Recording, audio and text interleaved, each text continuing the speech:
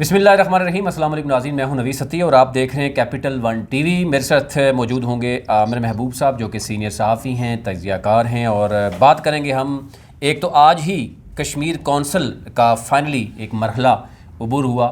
اور اس کا رزلٹ کیا نکلا ہے، کون کون جو ہے وہ کشمیر کونسل میں نئے لوگ آئے ہیں، مزید کون آئے گا کون جائے گا، اس پہ ہم تفصیلاً بات کریں گے۔ اور ایک اور چیز ہے جو کہ ہم دیکھ رہے ہیں کہ اختیارات کیا ہیں کشمیر کونسل کے 13ویں ترمیم کے بعد، اور کیا اختیارات مزید مل سکتے ہیں نہیں مل سکتے، اس پہ ہم تفصیلی بات کریں گے۔ پھر پارلیمانی پارٹی کا کل کا اجلاس ہوا، اس میں بھی کچھ لوگ غائب ہوئے، کیا وجہ تھی، اور کابینہ اب کیا رہ گیا ہے، یعنی کوئی چیز ایسی تو رہی نہیں کہ کوئی ڈر ہو خوف ہو، پھر بھی کابینہ کا ابھی تک فیصلہ کیوں نہیں ہو سکا، اس تمام تر صورتوں پہ ہم بات کریں گے۔ امن محبوب صاحب بہت شکریہ آپ کا۔ پہلا کوشچن میں یہ کہوں گا، کشمیر کونسل کا آج انتخاب ہوا، کیسا انتخاب ہوا، آپ کے کیا ہے، مطلب آپ کو کیا لگ رہا ہے کہ کشمیر کونسل کا جو انتخاب ہوا ہے وہ بالکل توقعات کے عین مطابق ہوا ہے۔ یہ خیال کیا جا رہا تھا کہ پاکستان تحریک انصاف جو ہے 3 نشستیں حاصل کرنے میں کامیاب ہوگی، اور ان کے سردار رزاق صاحب جو ہیں انہوں نے 12 ووٹ لیے ہیں، یونس میر صاحب اور شجاع خورشید راٹھور صاحب نے 11 ووٹ لیے ہیں۔ اسی طرح جو پاکستان پیپل پارٹی کے امیدوار ہیں خواجہ طارق سعید نے 15 ووٹ لیے ہیں، اور پیپل پارٹی کے جو کورنگ کینڈیڈیٹ تھے چودھری پرویز اشرف جو بظاہر وڈرا ہو گئے تھے الیکشن سے لیکن ان کے کاغذات واپس نہیں ہو سکتے تھے، ان کے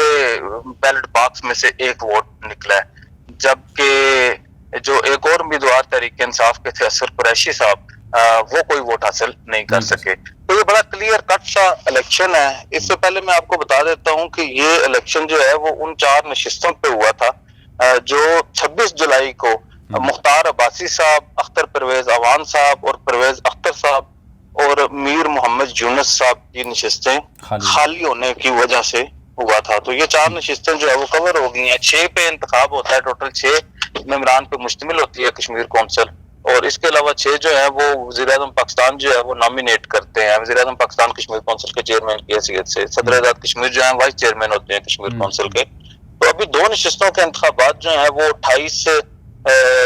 دسمبر تک ان کا ٹائم ہے۔ وہ کیپٹل ون ٹی وی کی ویڈیوز دیکھنے کے لیے آج ہی چینل سبسکرائب کیجیے، بیل آئیکن کو ضرور کلک کیجیے، ہمارا فیس بک پیج لائک اور فالو کیجیے تاکہ ہماری ہر نئی ویڈیو بر وقت آپ تک پہنچ سکے۔ شکریہ۔ تو صدیق بٹلی اور عبدالخالق وسیع صاحب جو ہے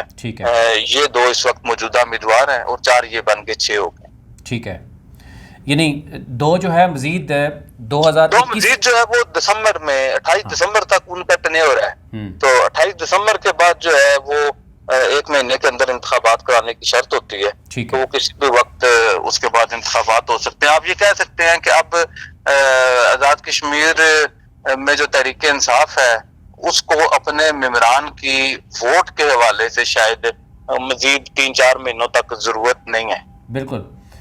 اور پھر کشمیر کونسل میں بھی ان کی میجارٹی ہے، پھر اس کے بعد اوور آل ہم دیکھ رہے ہیں کہ ممبرز بھی ان کے پاس کونسل میں تو چلو انہوں نے ابھی وہ کر لیا نا، الیکشن جیت لیا، تو ویسے جو ہے پہلے تو کونسل کی میجارٹی میٹر کرتی تھی، ابھی جب تک آئینی ترامیم کر کے کونسل کو بحال نہیں کیا جاتا، کیونکہ کشمیر کونسل جو ہے لامتنہ اختیارات والا ادارہ ہوتا تھا کسی دور میں، تو اسے ختم کر دیا گیا۔ اس پہ بڑے سوال ہیں کہ کیا 13ویں ترمیم کے بعد کشمیر کونسل کے اختیارات کیا ہیں، اب کیا رہ گئے ہیں، اور فیوچر میں کیا ہوگا؟ دیکھیے 2-3 چیزیں بہت اہم ہیں۔ ایک تو یہ بات ہے کہ کشمیر کونسل کا جو ماضی کا وہ تھا، ماضی جو ہے وہ بڑا تابناک ماضی تھا، اور سب سے جو اہم چیز تھی اس کے پاس لیجسلیشن کا رول تھا، اور جتنی آئین میں ترامیم ہوتی تھی جوائنٹ سیشن کے ذریعے وہ ہوتا تھا، ان کا لیجسلیشن کا رول ختم کر دیا گیا۔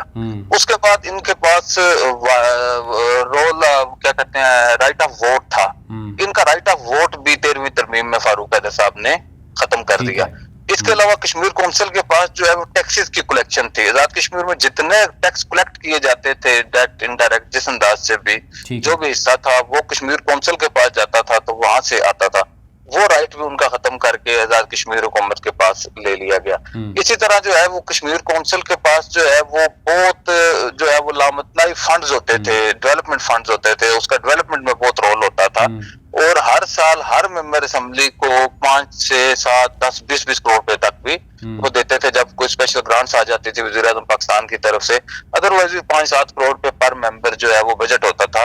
اور بہت اچھا. اس میں آزاد کشمیر میں تعمیر و ترقی کے لیے جو ہے وہ 80% بجٹ مختص ہوتا تھا اور 20% جو ہے وہ انتظامی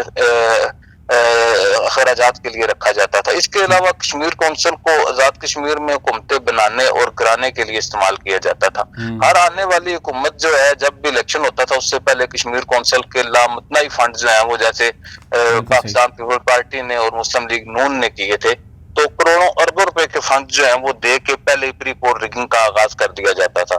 اور اس کے علاوہ میں اگر آپ کو بتاؤں کہ مختصراً یہ بتاؤں کہ آزاد کشمیر کے ایکٹ 1974 میں 52 سبجیکٹس پہ وہ آئین جو ہے وہ بیس کرتا تھا. اس میں سے 32-33 کے قریب جو ہیں وہ ڈائریکٹ کشمیر کونسل کے زیر اثر تھے جو اب ایک سمبالک کے طور پہ رہ گئے ہیں. ہمارے آزاد کشمیر میں ڈیکلریشن دینے سے لے کے اخبارات کا لے کے بجلی کا محکمہ تک جو ہے وہ سارا ان کے پاس ہوتا تھا. اسی طرح فوج کو بلانے اور واپس بلانے کا اختیار جو ہے وہ کشمیر کونسل جو ہے وہ یوٹیلائز کرتی تھی. اب جو ترامیم کی گئی ہیں اس میں ان کا ووٹ کا حق بھی لے لیا گیا. اور بھی اس وقت جب فاروق احمد صاحب نے جلد بازی میں اس وقت ترامیم کی کیونکہ وہ اپنا شاہد خاقان عباسی صاحب کا آخری دن تھا جس دن یہ آزاد کشمیر میں ترامیم کی 13ویں ترمیم کی منظوری دی گئی تھی وفاقی حکومت میں, تو جلد بازی میں انہوں نے بہت سی چیزیں غلط کر لی تھی جسے ریویو کیے جانے کا امکان ہے. اور اس میں ایک اختیار یہ بھی تھا کہ وزیر اعظم پاکستان نے ایک اختیار لے لیا تھا, وزیر اعظم آزاد کشمیر نے ایک اختیار لے لیا تھا کہ اگر آزاد کشمیر میں سے فوج کو بلانا ہے تو وہ اختیار بھی ان کے پاس ہے, نکالنا ہے تو وہ بھی اختیار ان کے پاس ہے. مگر وہ ایسی صورتحال تھے کہ اگر ان کا جو بھی کونسل کا جو سیکٹری ہوگا شاید وفاقی جو ہے وہ حکومت یا چیف آف آرمی سٹاف اس کے ماتحت انہوں نے کرنے کی کوشش کی تھی. پر اس طرح کی بے شمار ترامیم جو تھی وہ جو غلط تھی یا یہ اس سے یہ قیاس کیا جا رہا تھا, اگر وہ پریکٹیکلی نہیں بھی تھی تو قیاس کیا جا رہا تھا یا آئین کی زبان میں انہیں یہ کہا جا سکتا تھا کہ کل کوئی بھی وزیر اعظم اٹھ کے وہ کہ ہمیں پاکستان کی فوج کی ضرورت نہیں, ہمیں اقوام متحدہ کی فوج ادھر چاہیے. تو اس طرح کی بے شمار چیزیں جو ہیں وہ کونسل کے وہ جو 13ویں ترمیم ہے اس میں آ گئی تھی جنہیں ٹھیک کرنے کی ضرورت ہے. میری اطلاع ہے کہ اس سے آئندہ چند دنوں میں ٹھیک کرنے کی کوشش کی جائے گی. 13ویں ترمیم کے تحت ہی جہاں پہ کشمیر کونسل کے اختیارات ہوئے وہاں پہ آزاد جموں کشمیر کابینہ کو بھی 30% تک رکھنے کا جو ہے وہ اختیار وہ کیا گیا. آپ کو یہ لگ رہا ہے کہ تحریک انصاف کی حکومت جو ہے وہ 14ویں ترمیم کر کے پھر دوبارہ سے کونسل کے بھی اختیار دے سکتے ہیں, اور جو ایک 13ویں ترمیم کے بعد ہم دیکھ رہے ہیں کہ ان کے پاس کابینہ کو محدود کرنے کے معاملات ہیں انہوں نے 14ویں ترمیم کی ہے. 14ویں ترمیم میں انہوں نے کچھ چیزیں وہ واپس کی ہیں, کوئی ایک آدھ جو ہے وہ جوڈیشری کے حوالے سے یا انتظامیہ کے حوالے سے جہاں پہ چیئرمین کونسل لکھا ہوا تھا وزیر اعظم پاکستان کو اس طرح کچھ اختیارات دیے ہیں. لیکن اس کے بعد جو ہے یہ ججز کا اختیار لینا چاہتے تھے 15ویں ترمیم کر کے, جس کے لیے کابینہ نے منظوری بھی لے لی تھی. آخری لمحے پہ انہیں روک دیا گیا کیونکہ وہ یہ خیال کیا جا رہا تھا کہ شاید نیشنل انٹرسٹ کے خلاف ہے پاکستان کے, اور یہ کہا جا رہا تھا کہ ریاست پاکستان کو اس پروسیس سے باہر نکالا جا رہا ہے جس میں عدلیہ کی کر رہی, سپریم کورٹ اور ہائی کورٹ کے ججز کی کر رہی, چیف جسٹس اور ہائی کورٹ سپریم کورٹ کے چیف جسٹس صاحبان کی کر رہی, پھر ریاست پاکستان کو الگ کیا جا رہا ہے. تو وہ اس حساب سے جو ہے وہ جب جو ترامیم سامنے آئی تھی فاروق احمد صاحب کی, وہ اپنی مرضی کے جج منصوب جج لگانا چاہتے تھے, مرضی کا چیف جسٹس کو لگانا چاہتے تھے, سپریم کورٹ کے چیف جسٹس کو عہدے سے ہٹانا چاہتے تھے. تو انہوں نے اس میں ایک جو ترمیم جو ہے وہ فاروق احمد صاحب کی جو ٹیم ہے وہ ترامیم ڈسکس اور کرتی ہوتی تھی, کر اور لیتی ہوتی تھی. جو انہوں نے ڈسکس کی تھی وہ نہیں کی تھی. تو آخری ٹائم پہ ایک جو ترمیم انہوں نے کیبنٹ سے منظور کرا لی اس میں لکھا ہوا تھا کہ صدر آزاد کشمیر کے اوپر بائنڈنگ ہوگی, وزیر اعظم آزاد کشمیر جو نام بھیجیں گے وہ ججز لگیں گے اور چیف جسٹس سپریم کورٹ لگیں گے. تو وزارت عدلیہ کو جو ہے وہ بالکل حکومت کے ماتحت کرنے کی ایک سازش تھی, کوشش تھی, تو جسے جو ہے وہ بڑا ہی شدید مزاحمت کر کے بہت سختی کے ساتھ حکومت پاکستان نے آخر پہ روکا تھا کہ جس کی وجہ سے وہ نہ کر سکے تھے. اور اب جو ہے یہ جو آئین میں ترامیم میں جو وہ پرابلمز ہیں, جو چیزیں ہیں, کیونکہ حکومت پاکستان کا یا عمران خان کی حکومت کا یا اس سے پہلے بھی کسی کا کبھی یہ خیال نہیں رہا کہ وہ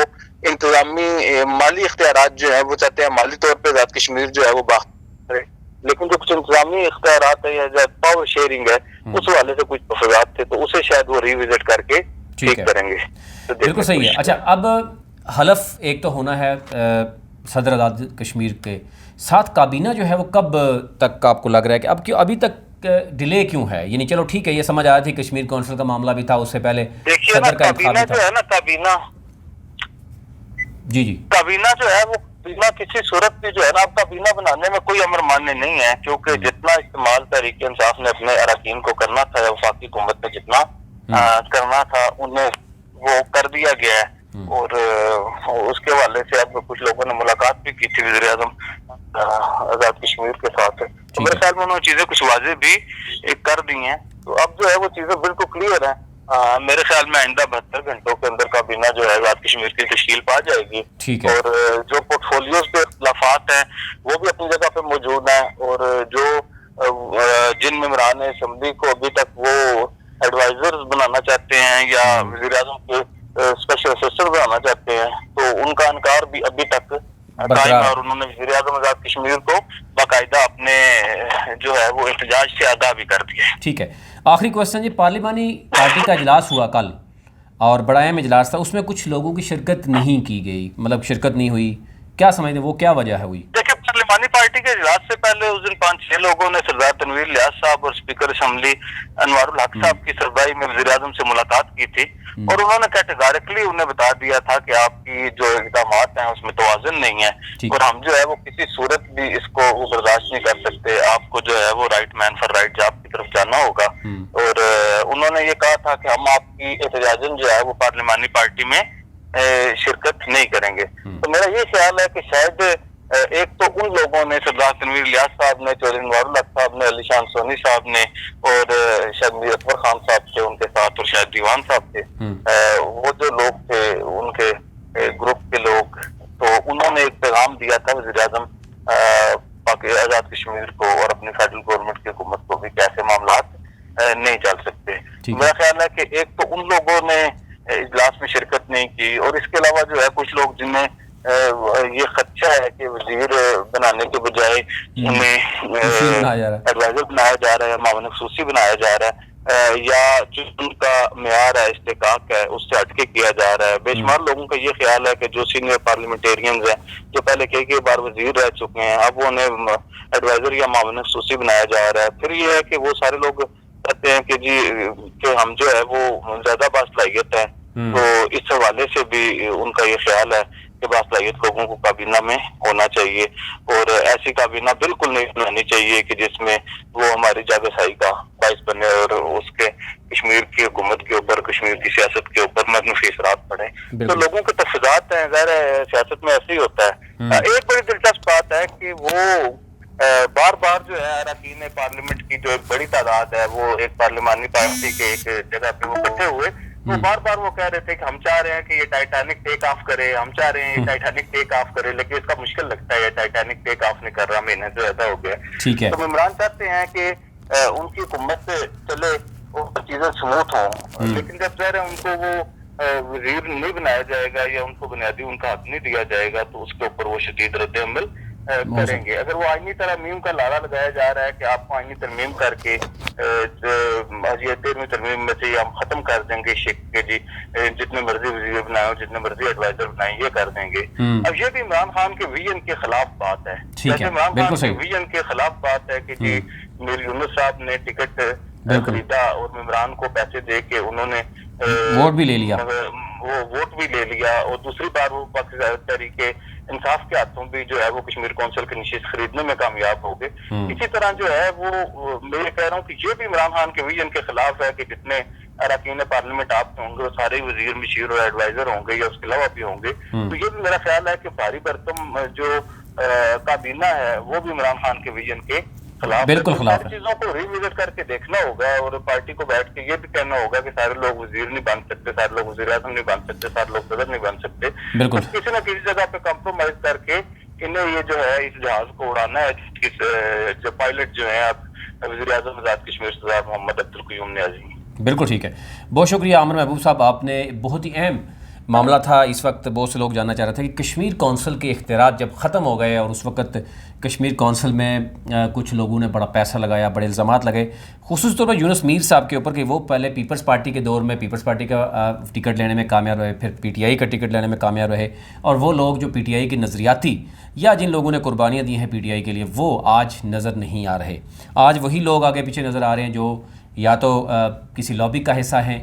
بہت بڑی لیول پہ سفارش ہوگی، یا پھر ان کے پاس پیسہ ہے یا کوئی اور معاملہ ہے، وہی نظر آ رہے ہیں۔ تو یہ اوورال صورتحال تھی، وہ آپ کے سامنے رکھنی تھی۔ آنے والے دنوں میں یہ دیکھا جائے گا کہ کیا واقعی